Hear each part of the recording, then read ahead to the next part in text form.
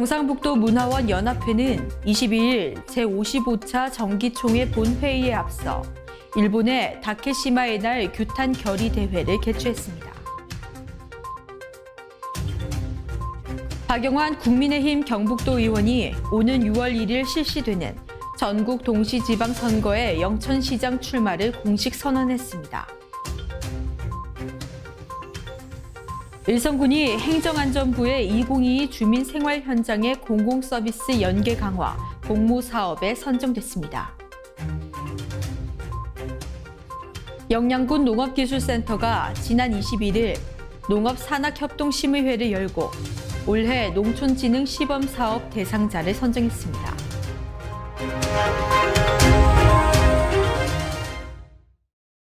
시청자 여러분 안녕하십니까? 오늘의 경북 소식입니다. 경상북도 문화원 연합회는 22일 제55차 정기총회 본회의에 앞서 일본의 다케시마의 날 규탄 결의 대회를 개최했습니다. 결의 대회는 일본의 역사 왜곡과 독도 침탈 야욕을 규탄하고 다케시마의 날의 부당성을 알리기 위해 마련됐습니다. 이날 경상북도 내 23개 지방문화원장과 김상철 경북도 문화관광체육국장이 참석한 가운데 도내 지방문화원장을 대표해 라테운 경상북도 문화원 연합회장이 성명서를 낭독하며 일본 시네마현 다케시마 날 행사를 규탄하고 독도 수호에 대한 결의를 다졌습니다. 다케시마는 독도의 일본식 명칭으로 2005년 1월 14일 일본 시마네 현 의원들이 독도 영유권을 주장하면서 2월 22일을 다케시마의 날로 정하는 조례안을 제정해 매년 기념 행사를 해오고 있습니다. 경북도와 민간 메타버스 전문가들이 메타경북 정책자문단 출범 및 메타버스 수도 경북 비전 선포식을 열었습니다. 경북도는 24일 지방자치단체로는 최초로 메타버스 관련 정책자문단을 출범하고 기업 얼라이언스를 구축했습니다. 메타경북 정책자문단은 산업과 문화, 관광, 교육, ICT 분야의 교수, 연구원, CEO 등 40여 명의 전문가로 구성하게 됩니다.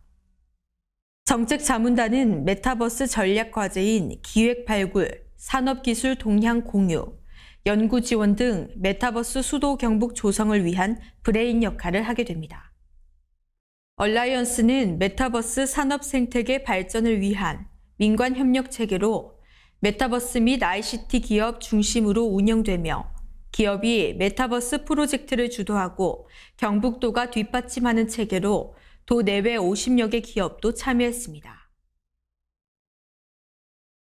박영환 국민의힘 경북도 의원이 오는 6월 1일 실시되는 전국 동시지방선거에 영천시장 출마를 공식 선언했습니다. 박도 의원은 24일 국민의힘 영천지역 당사무소에서 기자회견을 갖고 대한민국의 위기는 우리 영천과 같은 지방 중소도시에 더 큰 위기로 직결된다고 밝혔습니다. 이어 변화와 혁신이 없는 시정은 영천의 동력을 잃게 한다며 지금 영천은 위기 극복을 위한 대전환이 필요하며 새로운 상상력과 가치 그리고 비전으로 지역 경쟁력을 키우는 미래지향적 시정이 필요하다며 출마 배경을 설명했습니다. 일하는 시장, 영천 대통합과 대도약을 이루어내겠습니다. 강한 자가 살아남는 것이 아니라 살아남는 자가 강한 것이다라는 말이 더없이 공감되는 시대에 살고 있습니다. 끊임없이 변화해야 살아남을 수 있다는 것은 진리입니다.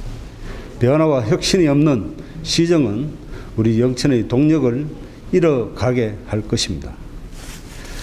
경북 중심의 도시의 꿈, 영천의 심장을 다시 뛰게 하겠습니다. 또 위호 부익의 기회를 절대 놓치지 않고 영천의 대통합을 통해 반드시 영천의 대도약을 이루겠다면서 솔선수범하는 일하는 시장이 되겠다고 말했습니다. 영천시는 2021년 하반기 고용률 67.3%로 민선 7기 출범 이래 4년 연속으로 경북도 내 시부 1위를 차지했습니다. 지난 22일 통계청이 발표한 2021년 하반기 지역별 고용조사에 따르면 영천시 취업자 수는 6만 200명, 고용률은 67.3%로 전년 동기 대비 0.9% 상승했습니다.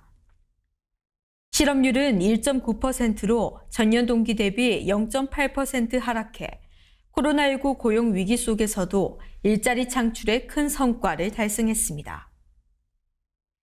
전반적으로 모든 연령층에서 고용률 상승세를 보였으며 특히 청년층 고용률은 경북도 내 시부에서 40.7%라는 최고 수치를 기록해 눈길을 끌고 있습니다. 일성군이 행정안전부의 2022 주민생활 현장의 공공서비스 연계 강화 공모사업에 선정됐습니다. 경북에서는 유일하게 일성군을 포함해 전국에서 8개 기초자치단체가 선정된 이 사업은 사업 수행기관인 일성군 이웃사촌 복지센터가 2020년부터 지난해까지 의성읍 철파리에서 이웃사촌 복지 시범마을을 추진했습니다. 그 기간 동안 주민이 주도하는 마을 돌봄 공동체가 조직돼 주민이 주민을 돌보는 커뮤니티 케어 기본 틀을 마련하는 발판을 구축했습니다. 마을 돌봄 공동체 육성 사업은 주민 동아리 소모임 조직 및 활성화, 홀몸 어르신 위기가구 도시락 배달, 복지 사각지대 주민 발굴과 주민 강사 육성, 마을 노치원과 마을 카페 운영, 인생극장 시네마 운영 등 다양한 프로그램이 구성되어 있습니다. 영양군 농업기술센터가 지난 21일 농업산학협동심의회를 열고 올해 농촌진흥 시범사업 대상자를 선정했습니다.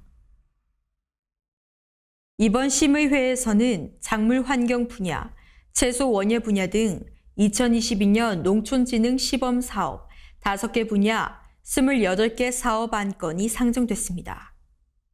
이날 심의위원들은 분야별 토론과 현지조사 자료를 토대로 충분한 검토와 협의를 거쳐 올해 농촌진흥 시범사업 추진을 위한 농가 및 단체를 선정했습니다. 임숙자 영양군 농업기술센터 소장은 투명하고 공정한 대상자 선정으로 영양농업 발전을 위한 새로운 시범사업의 발굴과 농업 현장에서의 시범사업이 성공적으로 추진되길 기대한다고 말했습니다. 청송군이 사과연구소 유치에 본격적으로 나섰습니다. 지난 21일 윤경희 청송군수를 비롯한 관계 공무원들이 이철우 도지사와 면담을 갖고 경북도의 적극적인 지원과 역할을 요청했습니다. 윤 군수는 경상북도 사과연구소 설치, 청송산림 레포츠 휴양단지 군관리계획 결정 승인, 산소카페 청송정원 제2차 주차장 조성, 청송읍 금월로 보행환경 개선 공사 등 총 4건의 지역 현안 사업과 특별조정교부금 지원을 건의했습니다. 특히 군은 사과연구소 이전 사업은 올 초 군이 국립원예 특작과학원의 군의군 소재 사과연구소를 청송군으로 이전해 줄 것을 직접 건의한 바 있는 사업으로 각별한 정성을 들이고 있습니다. 군 관계자는 청송군의 미래 발전을 위해서는 청송사과를 앞세운 농산업 발전과 체류형 생태관광 활성화에 사활을 걸어야 한다고 말했습니다. 오늘의 경북 소식은 여기까지입니다. 시청해주신 여러분 고맙습니다.